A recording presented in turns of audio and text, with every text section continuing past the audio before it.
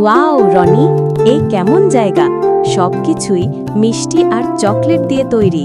দেখো তো, রাস্তা পর্যন্ত বিস্কিটের। হ্যাঁ রিমি, ওইদিকে দেখো, পাহাড়গুলো কেকের আর নদীটা গলে যাওয়া আইসক্রিমের মতো বয়ে যাচ্ছে।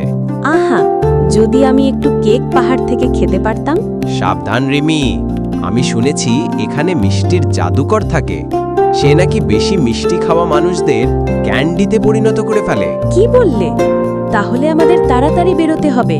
না না, আমি শুনেছি যদি কেউ সত্যি মনে শেয়ার করতে জানে, জাদুকর তাদের বন্ধু হয়ে যায়। ঠিক আছে, এই চকলেট বলটা আমি জাদুকরকে দেব। দেখো, আকাশে রঙিন আলো, মনে হচ্ছে জাদুকর খুশি হয়েছে। এখন আমরা নিরাপদ। রঙিন মিষ্টির দেশে ভালোবাসা আর ভাগাভাগিতেই জাদু লুকিয়ে আছে।